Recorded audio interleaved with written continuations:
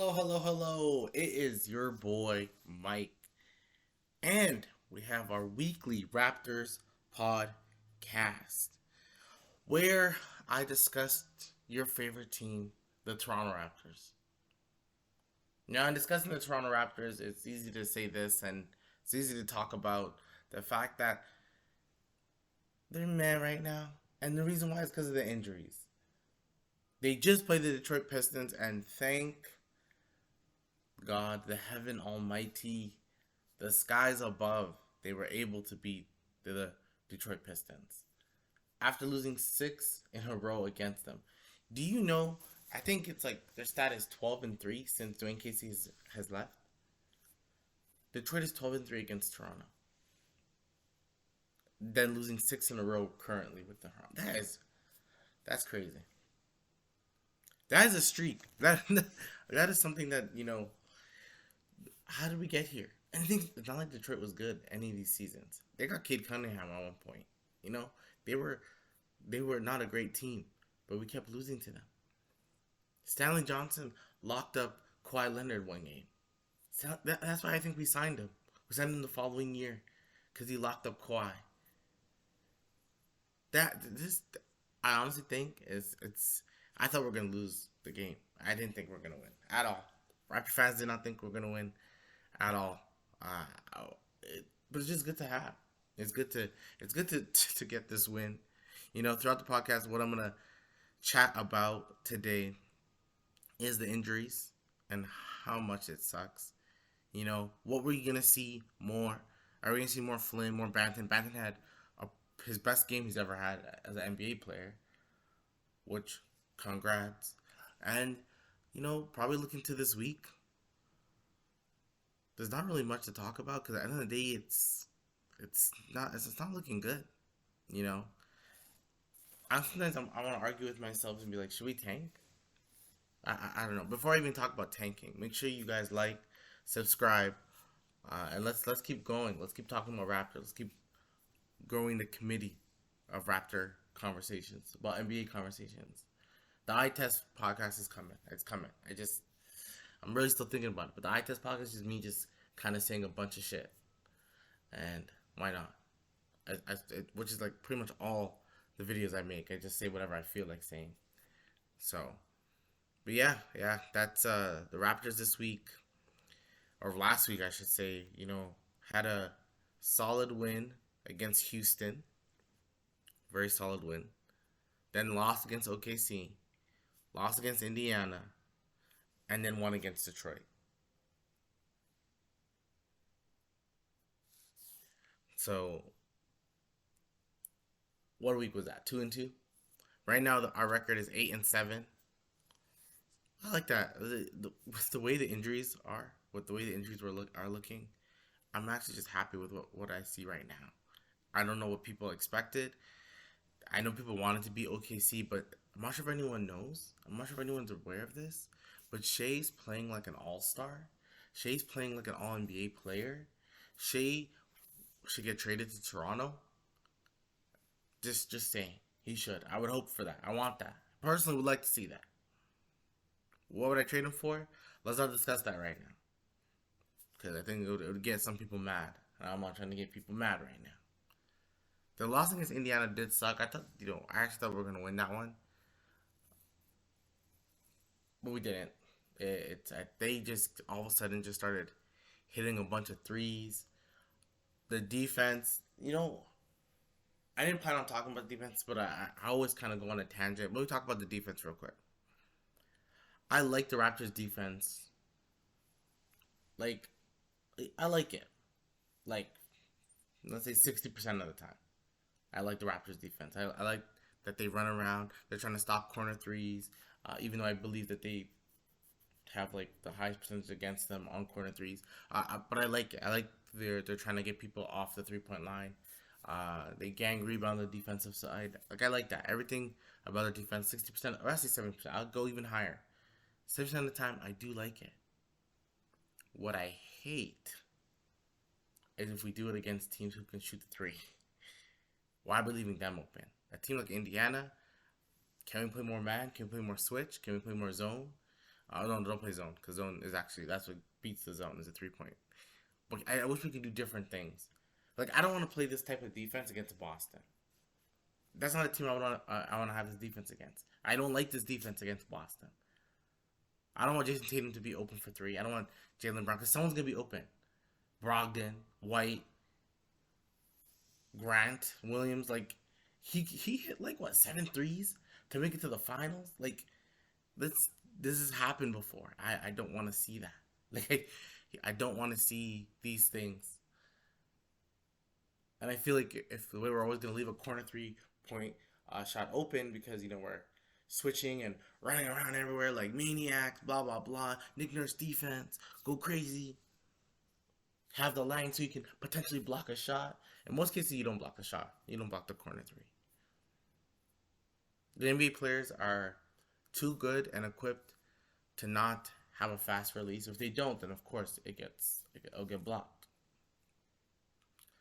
But yeah, I like the Nick Nurse defense only 70% of the time. Other than that, if we're playing a really good team, I think we're good enough defensively. We have the talent in a Siakam and a Fred, sometimes Gary, and especially in OG, Defensive Player of the Year. Let's just call it now. Say Defensive Player of the Year, OG.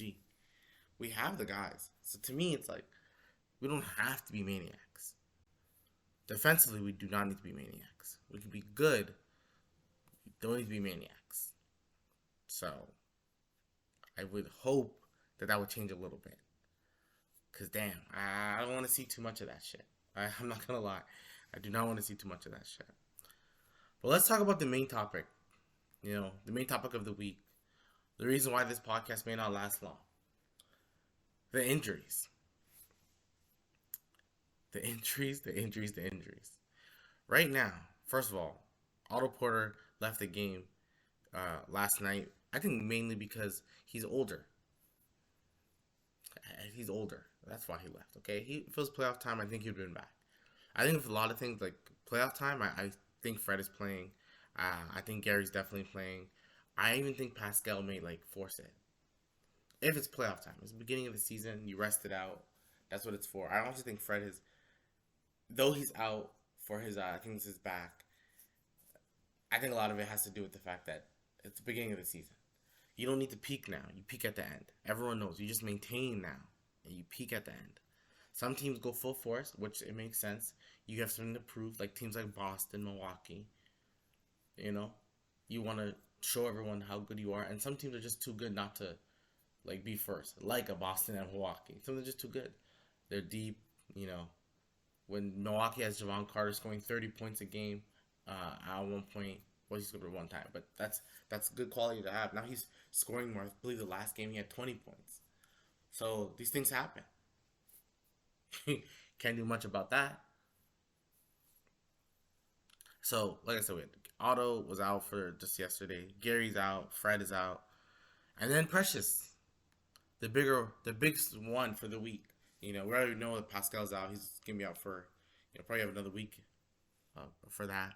I think next week they're probably going to do his evaluation. I think that's the way the time would go. But Precious being out, he has a partial tear in a ligament in his right ankle. So he's probably out for a month and a half. Which, or maybe even more. And the thing is, Precious hasn't had the greatest season so far. But you kind of felt like it was going to come eventually. Like Boucher. Boucher's actually had a good season all year, but last year Boucher. You thought Precious, even last year Precious was the same way. There's at one point you're like, okay. It's going to be, it'll be in time. It's coming. It's coming. Precious is coming. He's going to come. But no, it didn't happen that way.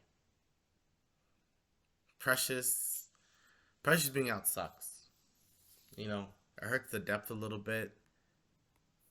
But then you see a game like the one in Detroit, it makes you think about the depth, which I'll get into. But these injuries, it leads us to now have to expand our roster. These injuries hurt the chemistry potential of the group because you're losing your 4 guys from your rotation, your playoff rotation, your regular season rotation. the some of the guys that got the most minutes. You know, losing a Pascal, one of your highest minutes total guy. You lost Fred. You like Gary. You know that sucks. And the thing is, like, I'm not trying to jinx it, but there's some players on the team, or currently on the team, who've had injury history that may you never know what's gonna happen later on. So you want to make sure that everything's okay. I think we had our actual starting unit for like what, only 5 games or something. Less, because I think even yeah, probably 5 games. Cause I think Fred was out a little earlier. Like we haven't had the actual team like that. You know, Scotty was hurt in the beginning of the season. Like, damn.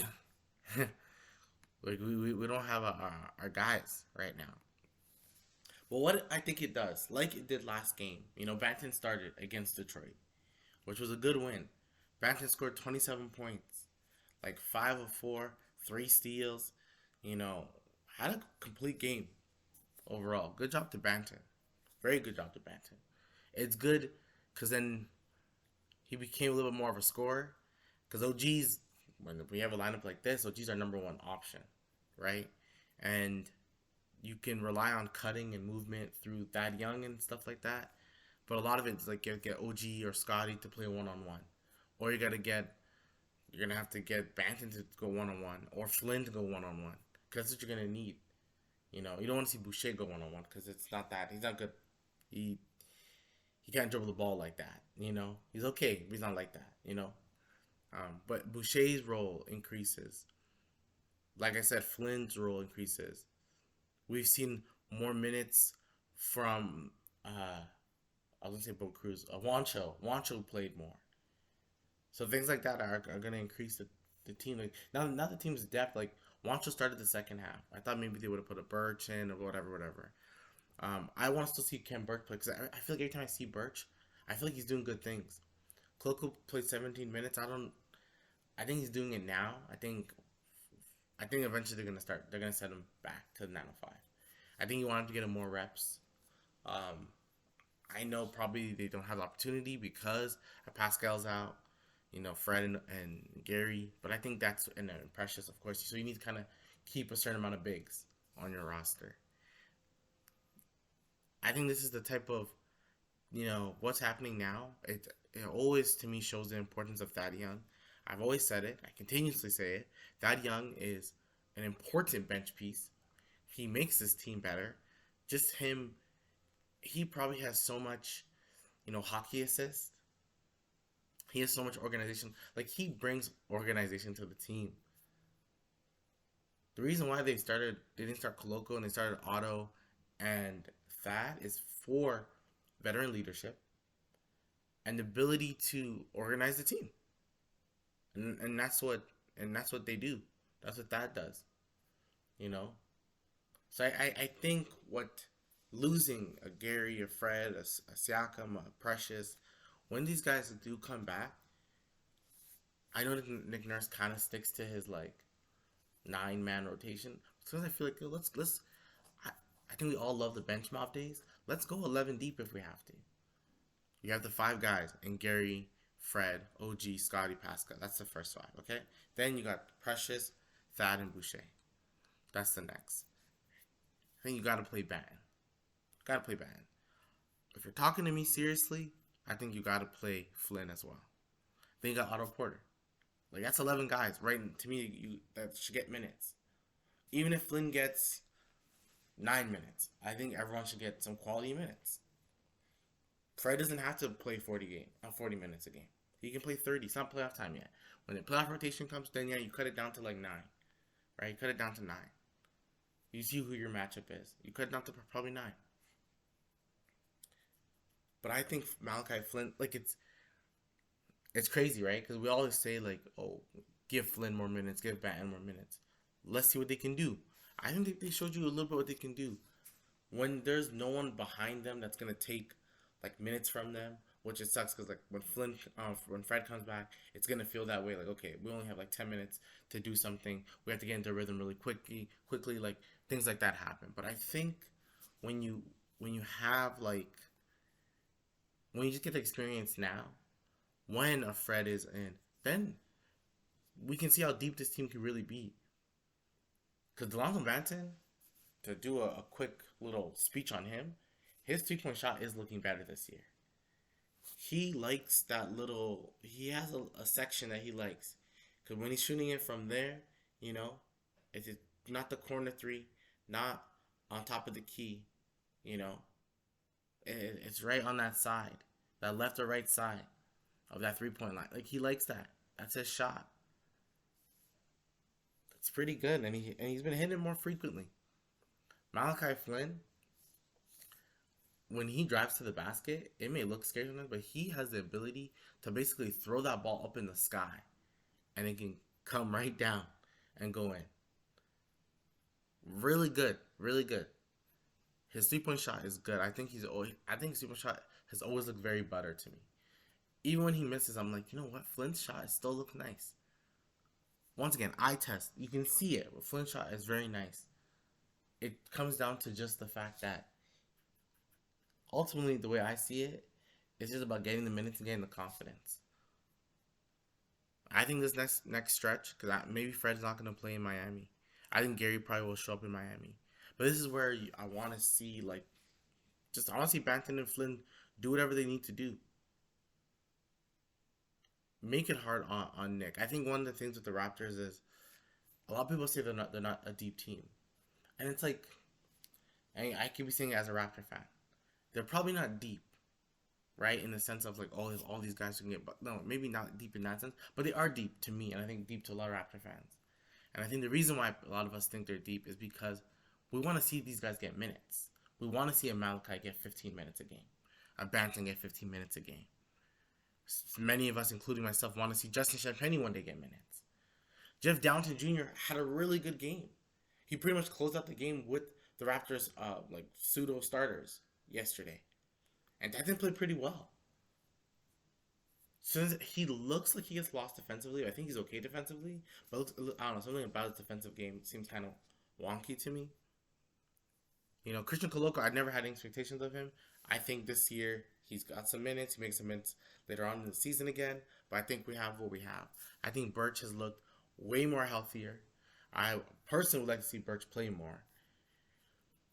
I think he's not bad, and of course you still have Boucher's had actually a really good season. I'll say this respectfully. I just saw someone talk not so positive about Boucher, and I kind of think like once again, what are we talking about here? I don't think people say, oh, sometimes Boucher, he does some funny things, Boucher, but I think a lot of players do the same thing. He still has like irrational confidence, but you know what? That irrational confidence, when he's been hitting the three pretty well this year. Okay, that irrational confidence is he's been one of the best bench players in the league, probably top like 7 in the league in bench play overall. Defensively, he's been solid. You know, he's not going to make 6th man of the year because of the fact he probably doesn't score as much, but he's been really good. Right? If the Raptors were winning games, I think people would have talked about him more, just like the way they're trying to talk about OG. So I just think overall this team is, you know, it sucks to have injuries, but when you have injuries, what it does, it shows what you have, what else you have. You know, when this is back in the day, Norm was a starter at one point. Norm got hurt, OG stepped in, and they didn't take OG back out again. Because what OG did for Kyle and DeMar was more than what Norm could have done. So sometimes you need it. You need to get people going, right? This is not bench mob 2.0. I don't think we have that just yet. But this is a good team, you know. And I haven't talked about Scotty yet. I haven't really talked about Scotty. Scotty's had a little bit of a slump. But that's okay. Like, once again, I think the slump isn't compared to what you wanted him to be this year. I never looked at Scotty Barnes this year and I said he's going to score 25 points a game, give us 7. No. This was Pascal's year. I said it. This was going to be Pascal's best season. It's still going to be Pascal's team. Maybe next year you see a little bit of a shift. Then maybe the 4th year of Scotty is probably going to be Scotty's team. Or if someone else steps up, it's going to be their team. But that's the way I saw it. But, you know, Scotty's goal is to still, you know, develop an all-around game. I didn't expect Scotty to score like eight. I would probably wanted 18 points because I thought Fred's points were gonna go down, and OG I thought was gonna be a little bit mid, and Gary I thought would be kind of where he is now. So I kind of want Scotty to score more there. But what I'm seeing a lot more, and what I think a lot of people are seeing, maybe Scotty's not the number one guy, right? But I think like the thing is we want to anoint people so quickly. Okay, this guy's on number one. He's not okay. Let's move past him. Scotty's still the rookie of the year. Okay, guys, come on, man. Scotty's a phenomenal player. The man's only 21. He has still so much room to grow. I think Scotty could be a better version of Ben Simmons. Defensive ability like Ben Simmons. But he can shoot the ball, which makes him an all-star type player.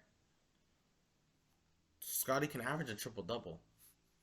I think Scotty can average it almost like easily if they gave the reins to Scotty. And I think maybe not this year. I think this year's the practice run, but next year I think Scotty's playing the point. I think Scotty is going to be our point guard next year. I'm saying it now. Watch other people say the same thing later. Scotty will be the point guard next year. I think that's his natural role. So I don't see a slump. I don't see a slump that a lot of people see. I see just growing pains. You know, it's just what it is. That's just how it goes. This is how it goes. I don't know what else people were expecting. It's just this is how it is. This is how it is in the NBA. This is how it is when you have a player of his caliber. Like Evan Mobley, I don't know what people are. I'm not really hearing a lot of things about Evan Mobley. I know he's probably having a good season, and you know the team is good. But people are talking a lot about Mitchell. Garland just scored 50 points. Like that's what I'm hearing. That's what I'm hearing. I don't know what else anyone else is hearing. Not saying Mobley's not great, right? Like Mobley, I just looked at his stats now. He's averaging about 15 points a game, 7 rebounds, 2 assists. Let's see Scotty Barnes' numbers. Scotty's averaging probably low. About 13, 6, and 5. Right? A little bit more all around. But when you have a guy averaging 25, another guy 20, oh geez, it gets different. But then even with Cleveland, yes, he has, Mitchell's averaging 31. Darius Garland's averaging 29, but it's gonna increase, And they have a pretty even balanced lineup after those two main guys in scoring. I'm just saying that it happens, There's no one from the sophomore that I think has been going crazy, except probably Giddey. Right? Only Giddey's probably the most he's made a little bit of a leap. So, but I'm sure we're talking now about it. We'll see. I think Scotty's gonna be still pretty good, as he's always been, from my standpoint.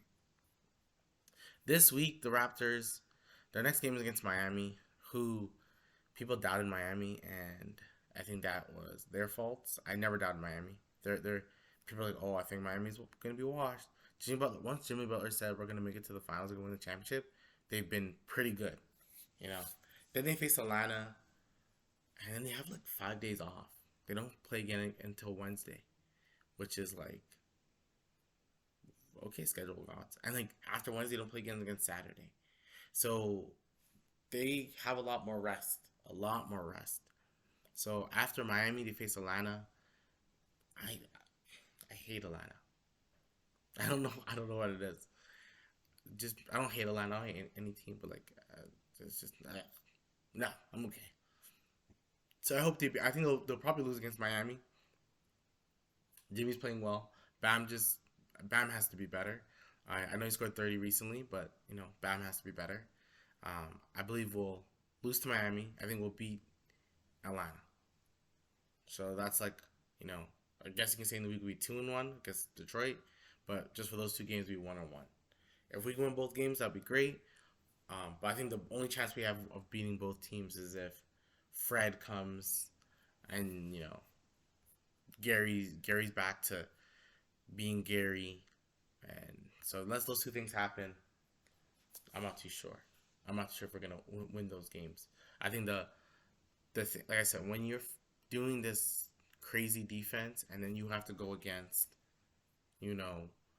a team that has a Strauss, has a Gabe Vincent, has a Kyle Lowry, has a Tyler Hero, guys who can shoot the three, it's hard. You're leaving these guys open for three, and these are the type of guys you don't want to leave open for three.